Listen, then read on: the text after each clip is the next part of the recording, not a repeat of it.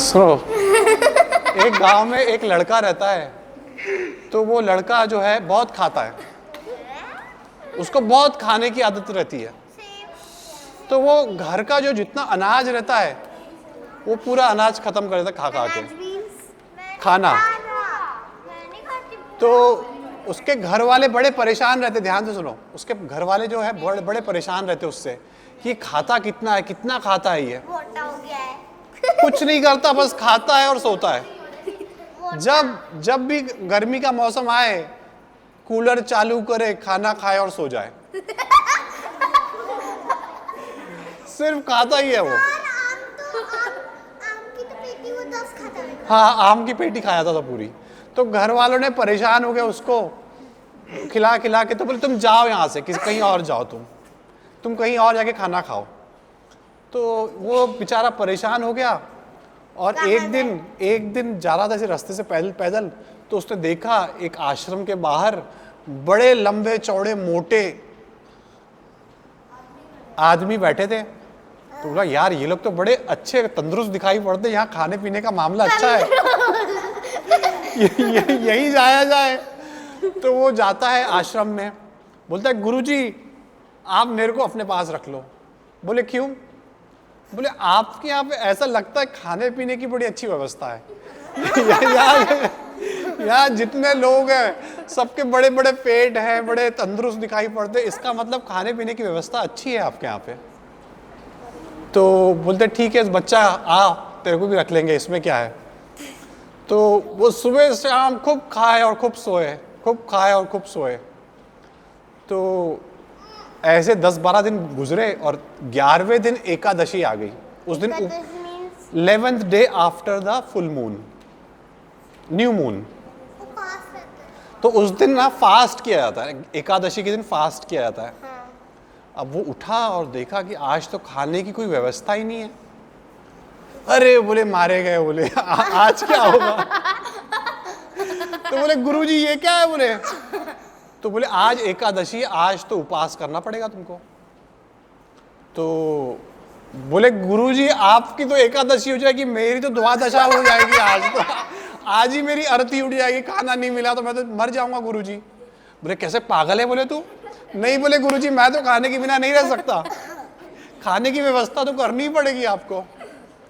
तो ठीक है एक काम कर, बोले खाना तो आश्रम में नहीं बनेगा, तो एक काम कर थोड़ा सा आटा ले, थोड़ा सा चावल ले, थोड़ा सा तेल ले, यहाँ से दूर जा, एक झाड़ के नीचे बैठ के थोड़ा सा चूल्हा लगाना और उसमें बढ़िया खाना पकाना अपना।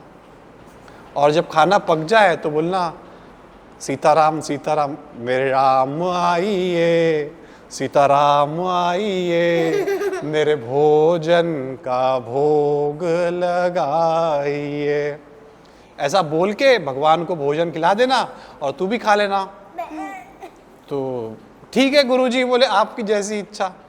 तो जाता है ऐसा सब सामान लेता है, जाता है झाड़ के पास, चूल्हा लगाता है, बढ़िया खाना वाना पकाता है और बढ़िया भोग लगाने को बैठता, बोलता है मेरे राम आइए, सीताराम आइए, मेरे भोजन का भोग लगाइए।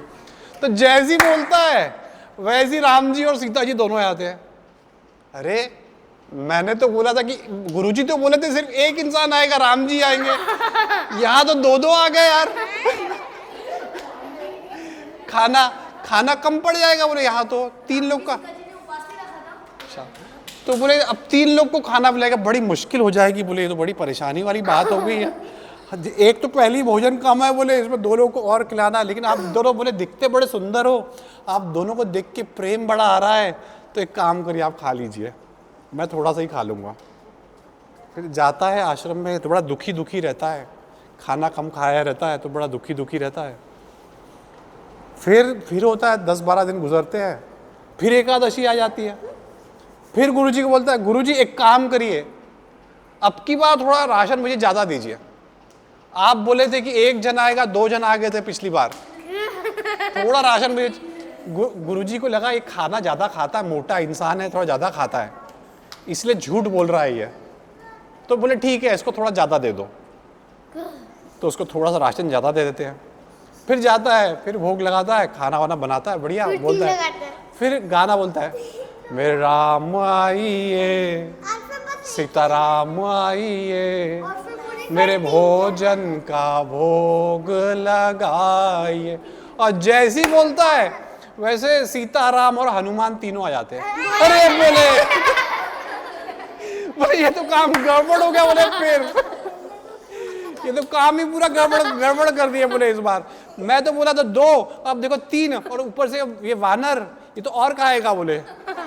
बोले सर पे माथे पे हाथ रख के बैठा था, हे भगवान, बोले अब की बार और कम खाना मिलेगा। बोले लेकिन आप दोनों को देख के बड़े प्रेम बहुत आ रहा है, बोले देख पता नहीं क्यों बड़ा अच्छा लगता है मन में आप दोनों को देख के, इसीलिए कोई बात नहीं, बोले आप भी खा लीजिए, बोले आप तीनों को खिला देता, थोड़ा सा भी खा लेता है, बहुत दुखी होता है मन में। बोले हर एकादशी में बोले यही नाटक है बोले ये इनका।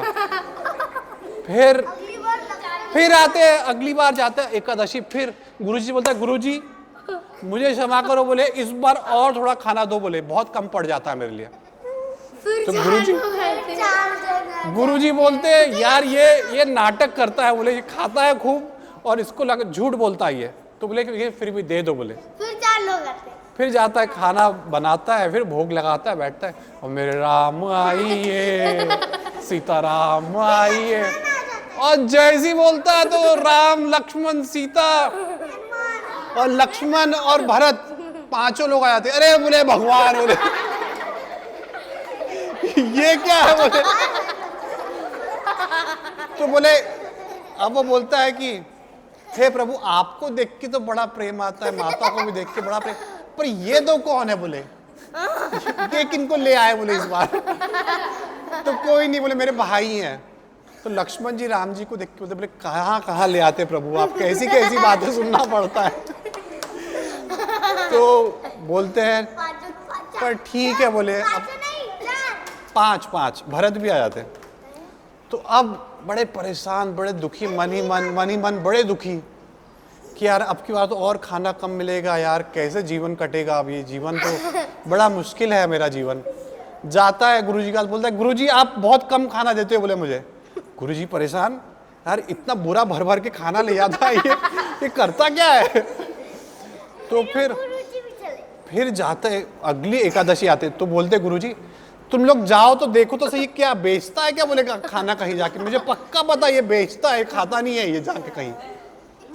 तो जाता है, अब की बार वो जाता है झाड़ के नीचे जाता है, सामान लेके आता है, और ना चौका जलाता है ना चूल्हा जलाता है, और बोलता है खाने को तो मिलता नहीं है, बोले यहाँ पर बनाओ और खिलाओ, तो बोले आओ और पाओ।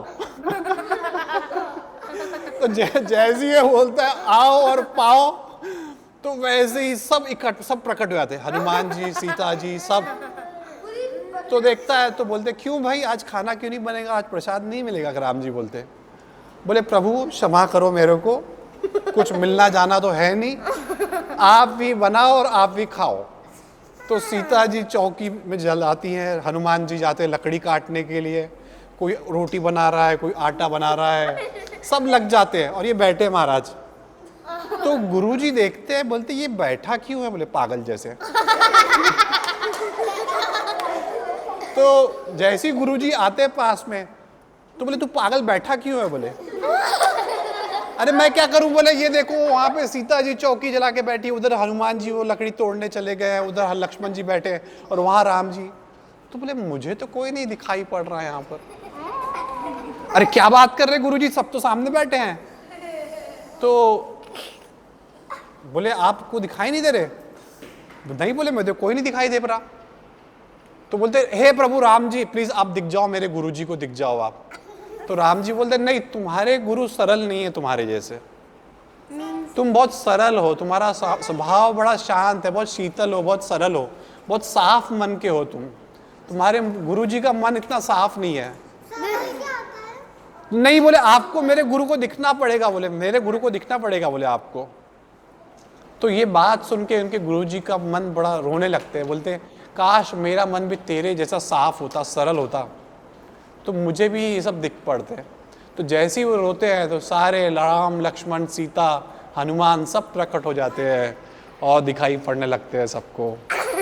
और फिर वो गुरुजी बोलते तेरा मन बड़ा साफ है, तू बड़ा अच्छा बच्चा है मेरा, आज से देखो जितना खाना है खाओ।